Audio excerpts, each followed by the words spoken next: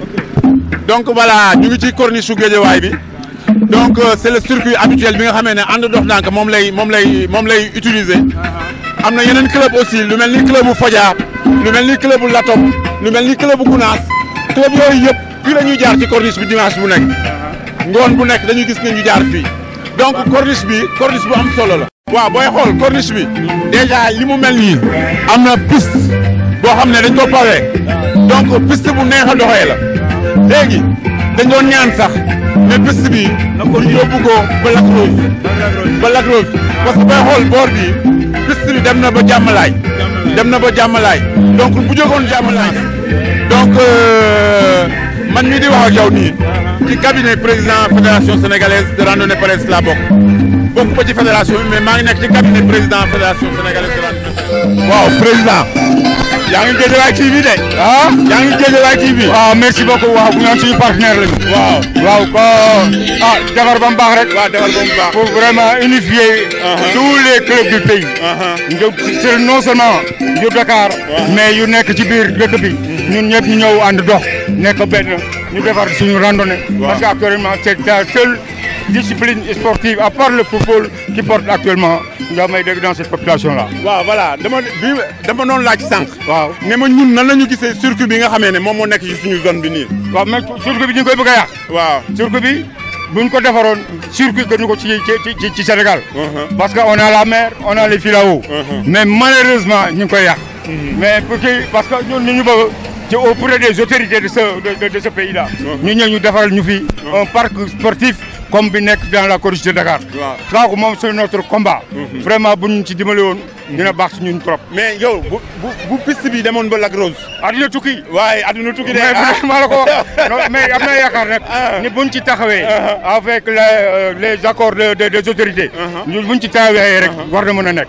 waaye parce que war na nekk. waaw war na mën a nekk. waaw oui war na mën a nekk mais bu amee adduna tukki. voilà donc on était avec le président de And Dox Ndank mon ami Abdourahmane qui nous parlait de la randonnée d'aujourd'hui sous le thème de la maltraitance faite aux femmes mu nekk lu am solo. parce que c'est un thème d'actualité. te vraiment ku baax fii ci Sénégal jege na la jur. donc am naa yaakaar ne war nañ leen mën a gën a sargal. parce que loo war a raay. waruloo ko dóor. non c'est vrai loo war a raay. waruloo ko dóor. te nag vraiment bu demee ba ay dóor di jàmm. dëgg yàlla doy waar la. kon ñun góor ñi ñu defaraat suñu taxawaay. nañ defaraat suñu taxawaay. parce que ñun ñoo leen war a tane. donc bu nan leen sargal. nan leen sagar parce que ko amul sœur. am nga yaay. te ku fi baax ci Sénégal gi wala ci àdduna yëpp jigéen na la jur. turu président Thié.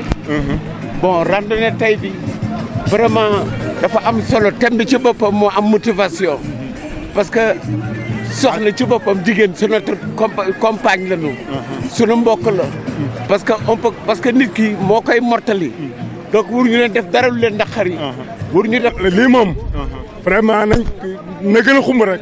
na gën a xumb. yàlla na nu yàlla doole jàmm ñun ñëpp jàmm. waaw ñu dem tase ak vice président fédération sénégalaise de randonnée pédestre boo xamee ne moom la ñuy ooyee Saliou Diallo bu TRAC donc ñu jéem a jël ay xalaatam mu ngi ànd ak président Sène du district de Pikine waa Guédiawaye TV. ñoo ñëw di wax ak yow. di la laaj sa xalaat ci randonnée tey jii. mais satisfaction bu mag vraiment lii ma gis nii. mooy woon ne ni ñun li ñuy wax dëgg la ci ñun. parce que famille randonnée. c'est ci xol la. te illustré nañ ko. tous les clubs de la région de Dakar sont venus. Bargny mi ngi fii. Rufisque ngi fii Dakar ngi fii. Guédiawaye Pikine. tout le monde est là. donc lii la rek. li may wax toujours rek. loo leen bokk. te mun leen ko séddoo.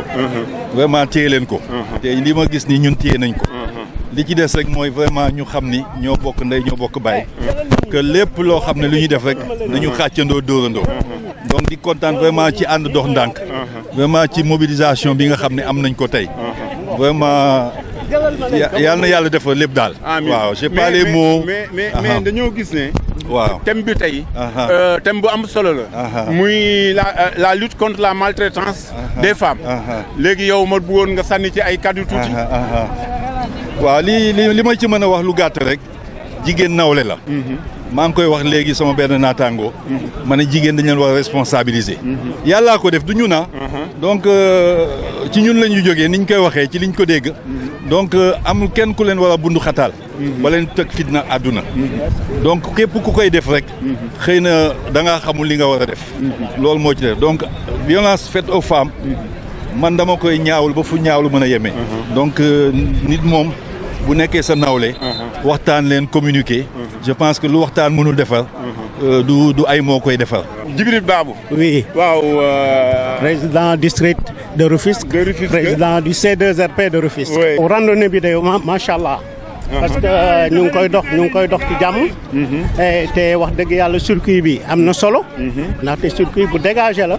te on est près de la mer. donc ñu ngi am l'embrun maritime. donc lu am solo la daal randonnée bi daal macha allah macha allah. mais circuit bi bu ñu ko yóbbu woon ba Lac Rose lu lay wax. ah kooku day moom day baax. vraiment circuit bi nii. ni mu mel nii. mu dem ba Lac Rose mu dem ba Lac Rose. ah non y aura rien de tel. loolu naka randonnée bi neex rek. neex ça va très bien. alhamdulilah waaw jege nañu géej gi. brise bi neex na. macha allah on est content. kañ ñu ñëw Tëngéej. bu ngeen ko buñ ko décidé dinañ leen woo. incha allah bu neexee yàlla. monsieur Sène. oui président du district de Pikine. oui c'est vrai yaa ngi dox de. waaw tuuti Malibu. macha allah sa circuit bi am na solo. oui trop sax. waaw voilà. circuit bi am na solo trop. da nga fekkoon ñuy wax ci circuit bi. waaw circuit bi am na solo quoi. am na solo vraiment. waa léegi yow lan mooy sa impression ci randonnée wu ànd dox tànk bi tey. mais ànd dox tànk ils ont réussi la mobilisation quoi. sincèrement parler parce que ce sont des gens qui se sont soudés. xam nga nekk benn. loolu moo tax ñu ne ànd dox ndànk. waaw président ñu sargal président Abdourahmane Ndiaye. mi nga xam ne mooy président club bi di président district Guédiawaye. Ansou Aïdara le doyen Ansou Aïdara. club randonnée Médina. Vous voyez donc au cours de cette randonnée des clubs nous sont venus de partout. De la Médina, de Dieuppeul-Derklé, des clubs nous sont même venus de Mbour. Donc vous voyez, c'est l'importance de la randonnée. C'est une famille la randonnée. C'est une famille. Oui. C'est une famille. Et nous-mêmes, avec ce club-là, vraiment, bon, il y a longtemps, nous avons tissé des liens. Ouais. Et puis si on organise, bon, il faut que nous soyons présents. Ah oui, c'est ça. Donc les gens sont en train de marcher, nous continuons. Nous, au niveau de la Fédération sénégalaise de randonnée pédestre, nous voulons une fédération transversale. Manam fédération bu nga xamni bépp cause bu nga xamni da fay lutter contre les maltraitances, contre vraiment les discriminations. Dañuy am plaisir ñu porter ko. Tay ji donc wa Guédiawaye and dox dank bu ñu jëlé thème bu nga xamni moy ni ñuy nasaxale jigéen ñi ci biir sëy ni ñuy nasaxale jigéen ñi parce que ay jigéen lañu ndax dañu néew doole ñun dañuy taxaw comme un seul homme ñun fédération sénégalaise de randonnée pédestre diko ñaxtu diko xeex di si ànd ak waa ànd dox ndànk pour que dara dootul amati lu mel noonu si suñu dëkk bi ni jigéen dañ ko war ormal jigéen mooy suñu yaay jigéen mooy suñu mag jigéen mooy suñu rek donc jigéen yàlla moo ko njëkk a ormal donc ñun waruñu def leneen lu dul loolu képp kuy def ndaka sudul noonu dañ ko wax xeex donc tey ji nii suñu présence fii loolu lay signifier mais may profité pour féliciter waa club ànd dox ndànk bi nga xam ne tey ji nii mobilisation exceptionnelle bi ñu def nii nekk ay xaritu nit ñi nekk ay nitu nit ñi moo tax nit ñi ñëw fekk si leen tey may ñaax club yëpp ñu mel nii bu dee club bu nekk jëloon na benn thème bu nga xam ni c'est lié un peu au plaidoyer de régler les problèmes de la société tey jii nii dinañu xam ni que fédération sénégalaise de randonnée pédestre fédération la bu nga xam ni mën na jàppale ku nekk c'est une fédération transversale. Sadio Mané yàlla wér Sadio Mané yàlla wér ndam li yàlla ñëw Sénégal lii lépp jàppale jigéen ñi moo tax waaw non à la violence des femmes randonnée bi tey looloo ko tax a jug club yëpp a ñëw na club yëpp ñëw na club yëpp ñëw na mais mention spéciale waa Fadia bu ñu gisee kuy def randonnée bu mel nii ñëw accompagner ko fierté la ñun jóge Mbour ñëw ba fii pour def cette randonnée avec le club Dox Ndank de Guédiawaye et le président du district monsieur Ndiaye Abdourahmane vraiment fierté la parce que nit ku baax la te nit koo xam ne léppam rek c'est pour la cohésion et l'union des gens vraiment loolu mënuñu ko fay. waaw mais yow thème bi ñuy jël tey thème bi dañu ne la maltraitance faite aux femmes. Les femmes ne doivent pas être maltraitées. Ah, oui. La femme, c'est le magasin de l'humanité. Ah, il y a de fortes mobilisations. Cela veut dire que la vision est en train d'être déroulée comme prévu. Oui, la randonnée a pris son envol. Je pense que c'est parti. C'est parti, c'est un bon moyen qui est parti. Personne ne peut l'arrêter. Les clubs se mobilisent maintenant. Nous avons 50 clubs cette année, affiliés toutes à la fédération de randonnée. Et tous les clubs viennent assister à nos randonnées. Aujourd'hui, c'est une situation, c'est une preuve que les clubs se sont mobilisés pour venir répondre à l'appel d'Ablamandiaï. Oui. Une belle randonnée. Une belle randonnée en conséquence. Merci beaucoup. Et nous allons mener une excellente saison. Merci beaucoup et félicitations. Merci à vous. Bonne randonnée à vous. Merci. Donc nous continuons notre cheminement.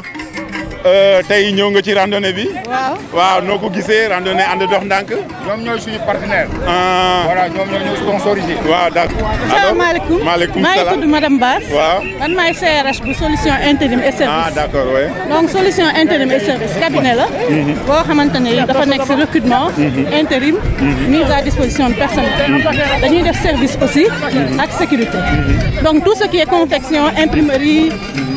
EPI dañ koy def donc on est venu aujourd'hui représenter 6 ci randonnée bi. ci randonnée bi. waaw c'est la première fois ñuy participer. et j'espère que ce sera pas la dernière. mais promesse yi dinañ ko gën a élargir. Inch'Allah. Inch'Allah. bien organisé. vraiment ñu ngi kontaan waa Omega. participer tey ci randonnée bi. donc li ñu def nii mu ngi répondre seen attente. waaw effectivement ça répond bien à notre attente vraiment parce que c'est bien organisé. ñu ngi koy dañuy ñaan yàlla am yeneen opportunité pour mën a collaborer waat encore ak yéen. vraiment parce que c'est bien organisé c'est bien structuré et vraiment on voit que ñëpp ñëw nañ. ñëpp teew nañ. man j'ai été agréablement surprise de voir que waa Guédiawaye waa Kër Massar j'ai vu en fait un peu partout. ñu dëkk ci yeneen quartier yi ñëpp ñëw nañ. donc macha allah c'est une très belle réussite. donc prévision yi. waaw prévision yi nar na baax de. ah waaw normalement. gis ngeen ci seen bopp. gis nañ suñu bopp en tout cas daal yéen ñëpp yi fi nekk da ngeen ñëw Omega. am jaxate jatu dara amee yaa ngi ci randonnée ànd dox ndànk. waaw kontaan lii mooy randonnée c'est ça la famille de la randonnée ñi nga gis fii tey jii c'est la famille de la randonnée qui est présente aussi. On a vu les gens répondre massivement alors. Vous êtes Alpha One, vous êtes à Guédiawaye TV, alors vos impressions par rapport à cette randonnée? Oui, c'est formidable, il y a une bonne ambiance, il y a deux groupes, puis les gens marchent correctement, puis à bord de la plage aussi c'est une très bonne chose, c'est un fléau aussi. Il faut que toutes les parties prenantes, hommes et femmes, vraiment s'engagent à lutter contre cela parce que nous savons que les femmes sont des mères d'abord, des épouses et des sœurs. Donc c'est une partie de nous-mêmes. La maltraitance, ça n'a pas sa raison, quel que soit le motif, quelles que soient les raisons. C'est mon impression. Merci beaucoup et bonne randonnée. C'est la randonnée qui peut faire ça. C'est la randonnée qui peut faire ça. Une très belle randonnée avec en première ligne les gens de Fadia. Les gens de Fadia, donc je cherche toujours le président Ndoye que je n'arrive pas à avoir. Oui, poursuivons notre cheminement. Jusqu'à présent, les choses se déroulent normalement. De ce circuit jusqu'au Lac Rose, donc est un circuit qui devrait être homologué par la Fédération sénégalaise de randonnée pédestre. Nous continuons notre marche. Nous continuons notre marche. Nous continuons notre marche sous une belle cadence. C'est de la sorte aussi que nous devons chérir nos femmes, nos mamans et tout. Alors quelqu'un qui maltraite une femme, c'est comme si il a maltraité sa propre mère. Et je pense que normalement l'État doit à peu près protéger cette cible qui est si noble. Parce que sans la femme, pas de vie selon moi. Voilà. Merci la distance et ça permet à tout randonneur, même solitaire, de se dire qu'aujourd'hui je vais me lever et je vais faire un circuit de tant de kilomètres. Et en le faisant immédiatement, donc il peut savoir est-ce qu'il est en train de performer ou pas. C'est très important parce que quand on fait la randonnée, c'est surtout un circuit dégagé, respirer de l'air pur. Et c'est ça, au fait, la beauté de Guédiawaye. Avoir un littoral aussi balisé et ainsi de suite. C'est vraiment extraordinaire. Bon, effectivement, à participer à cette activité de reboisement. Ils le font pour eux, ils le font aussi pour les populations. Et ça sera extraordinaire et nous n'aurons pas à envier les pays qui ont... Je suis optimiste, sérieusement, je suis optimiste pour ça parce que les gosses là produisent du bon jeu et ils ont un niveau qui peut leur permettre quand même d'égaler toutes les équipes, tous les clubs du monde. Voilà. Voilà, merci et bonne randonnée. Merci, c'est un plaisir. Moi, c'est des gens que je respecte parce qu'en fait, nous sommes tous, comme je dis, issus du même milieu, mais ce sont des battants. C'est des gens qui croient à eux-mêmes. Et ça, c'est important. Il y a la fierté. La fierté. C'est un label à Guédiawaye. Ah oui, moi je trouve que ça, c'est une excellente chose. Que de croire en soi-même et de se dire qu'on est capable de réaliser. Moi, je connais des hommes de valeur qui sont à Guédiawaye. Guédiawaye, c'est une référence. Voilà, c'est une... Et il y a beaucoup de... Et Guédiawaye a son rôle à jouer sur l'échiquier national. Moi, je vous dis que Guédiawaye, quand même, a son rôle dans tous les domaines. Parce qu'il y a aussi beaucoup de talent à Guédiawaye. Beaucoup de talent. De talent connu et caché. Il y a beaucoup de talent à Guédiawaye. Je ne serais pas surpris que tout ce que Guédiawaye compte comme... comme cadre, comme ressources de valeur, puisse vraiment faire de grandes choses sur l'échiquier national. Bon, en tout cas, il y a une fierté, un label. Guédiawaye. Absolument, absolument.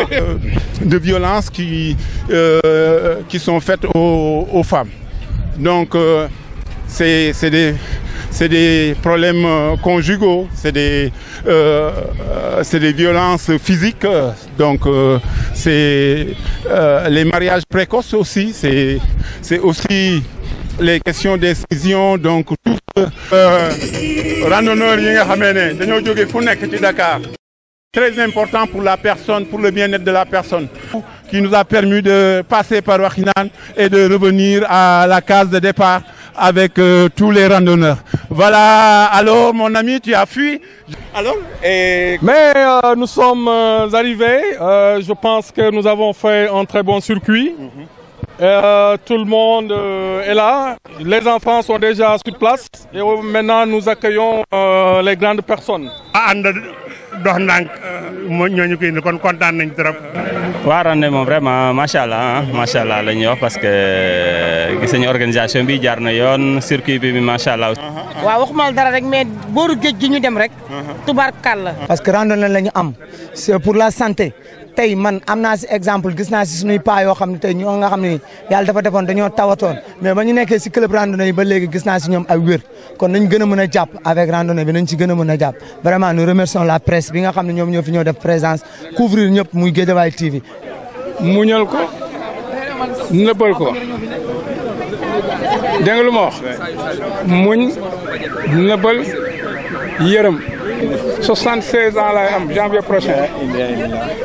wax nga dëgg randonnée bi tey moom macha allah nit ñi bari na Dakar yëpp Pikine Guédiawaye ñëpp tase nañ fi te dox lu baax la si yaram day defal yaram médecin léegi boo fa demee sax dafa lay laaj ndax yaa ngi dox 30 minutes ba péex mi dugg la. bu loolu weesoo violence faite aux femmes moom dafa bari temps yi dafa mel ni gars yi dañoo gën a rakkaaju violence yi bari nañu violence verbale am na agression yi am na dóor yi am na façon bu nekk am na mais dañoo bëgg rek. góor ñi gën a gis xam ne jigéen seen yaay lañu jigéen seen rakk bu jigéen la seen mag bu jigéen la seen bàjjen la kon jigéen dañ ko war a ormal ndax yàlla ci boppam dafa ormal jigéen yàlla li mu bind jigéen la ci gën a fonk ndax jigéen lay jox doom mu téye ko mooy ëmb mooy imbi kon boog jigéen ni ko suñu borom fonke noonu la ko doomu aadama waa war a fonke mage mooy ñi nga xam ne ñoo bokkoon ci ñun ci club ànd ndox ndànk ba jóge fi muy awaka jigéen ju jàmbaare foo ko fekk mu ngi gàddu téere Alxuraan di jàng ci daara ji Ndey Jeng joog jëkkëram yëpp fii la ñu nekk jëkkër jaa ngi fi Ndiak Camara Ndey Jeng moom it jigéen ju baax cité urbanisme ba mu dëkk dégg naa ne madame sociale lañ ko fa daan oowe beneen bi Mamadou Gueye moom mi fi génne barki démb moom it fii la dëkk ci cité bi nekk fi kilifa bu baax nit ku baax ak Jaase moom tam mu ngi dëkk si côté amoo 5 bi moom it moog jabaram yëpp mi ngi ci biir club bi moom it dafee bàyyi ko suñu papa Bara Gueye moom it dafee bàyyi ko di góor goo xam ne dafa amoon taxawaay ci ànd dox ndànk fu ñu gestu rek gis ko mu ànd ak ñun kon bu fi jógee war nañ koo rendre ñiy def lu toll nii war nañ koo rendre hommage yëkkati ko bu baax li leen ñaanal fa ñu nekk yàlla wu seen bàmmeel xat. neex na baax na ci mag ñi dafay defar yaram ku mën daal 3 fois dans la semaine nga dox ba sa yaram tàng. Papa Bara Gueye waaw muy nit ku baax dëkk Guédiawaye doon fi def lu baax di ñaan yàlla oyofal suuf si kawam te yokk yërmandeem te njabootam gi fi bàyyi yal na ci yàlla teg loxoom. te thème bi moom baax na violence faite aux femmes moom dañ ko war a bàyyi ndax jigéen mooy yaay mooy bàjjen mooy mag mooy rak jigéen daal dañ ko war a teral. Ça c'est mon club. Là, salam alaikum les gars. Donc,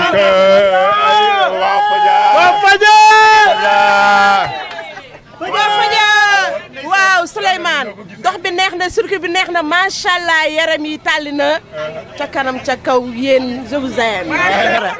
maanaam suñ journaliste yi dama leen di féliciter parce que lépp ñooma randonnée bi non seulement dañuy motiver mais dañuy ay spécialistes yoo xam ne bu nu wanee liñ liggéey dañuy kontaan.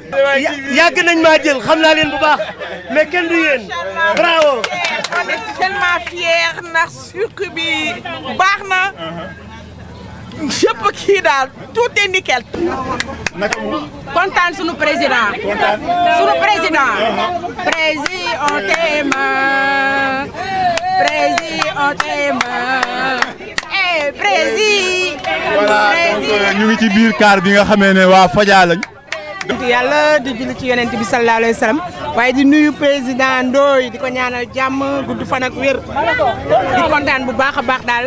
ci yéen aussi yow Souleymane ak Vieux Ndiaye bàyyiwuñ leen vraiment jàppale ngeen président kontaan nañ ci yéen. sinon kontaan nañu. jël nañu ndam mi. donc voilà. dama am kenn koo xam ne war naa mën a discuter ak moom ci violence faite aux femmes. asalaamaaleykum waa club bi waa fédération bi tamit ñu ngi leen di sant di leen gërëm bi ngeen ñu xalaatee ñun jigéen ñi kontaan nañu.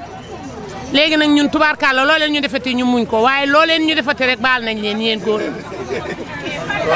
ndax am nga loo leen ñu déje am ngeen loo xam ne nii ñun ñoo ko moomal sunu bopp yëg nañ ci sunu bopp waaw léegi lu ñu naqari woon nu nekk dinañ ko bàyyi fee ah baal nañ leen. violence faite aux femmes moom vraiment buñ ko lutter dañ ko war a lutter buñ ko lutter wul it aussi dañ ko war a def xedd bi fépp violence faite aux femmes daal vraiment sonal nañu jigéen ñi. effectivement di nuyu ñëpp d'abord delloo njëkkal ñi organiser Guédiawaye randonnée club ànd dox ndànk di leen féliciter ci seen bis bi réussir na te thème bi aussi ça tombe sous le coup parce que mooy thème à l'ordre du jour fi mu ne nii c'est tout à fait normal que ñu lutter contre cette violence là. ñoom ñoo convier l'ensemble des clubs de la région de Dakar pour ñëw dox ak ñoom avec le président Abdourahmane Ndiaye ak ñi mu dëkkal ñëpp muy mbégte ci ñun waa Guédiawaye tey ñu dalal club Guédiawaye yi Dakar Guédiawaye Pikine Rufisque man yor ligue bi tey ma mën a organiser randonnée bi donc thème bi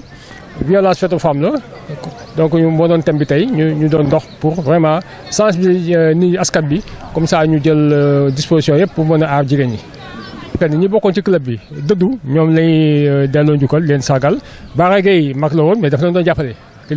day randonnée bi sax boo gisee Bara Gueye bu ndaw jàpp na ci donc bu ñu rendre hommage papam defuñu dul rek rendre vraiment la pièce de la monnaie à quelqu'un boo xamante ni il a beaucoup contribué au développement de la randonnée.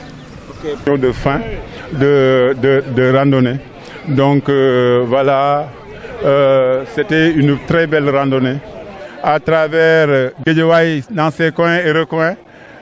Dans ces coins, ça va, merci beaucoup, merci. Dans ces coins et recoins, donc voilà, les marcheurs sont arrivés au point d'arrivée, qui a été notre point de départ. Donc nous étions dans un circuit fermé de 6 à 7 km de la voiture, et puis pour qu'on puisse procéder aux séances d'étirement.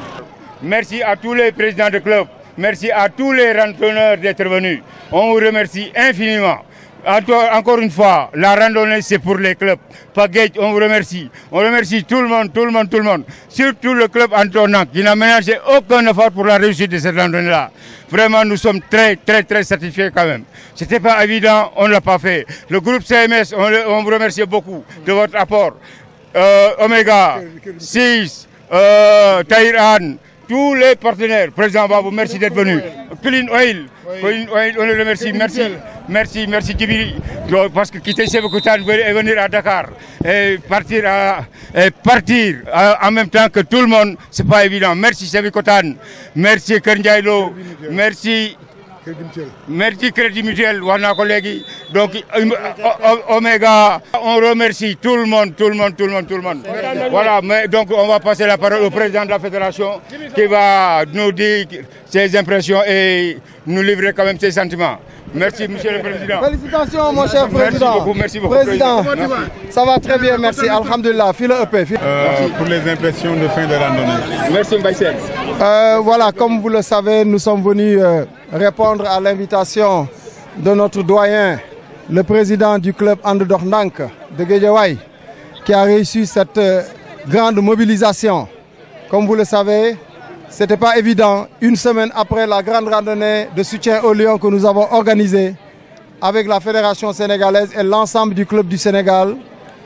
Parce que comme vous l'aviez constaté, les régions étaient représentées. Dakar s'est mobilisé comme un seul homme pour faire cette exceptionnelle mobilisation que nous avons eue le dimanche passé.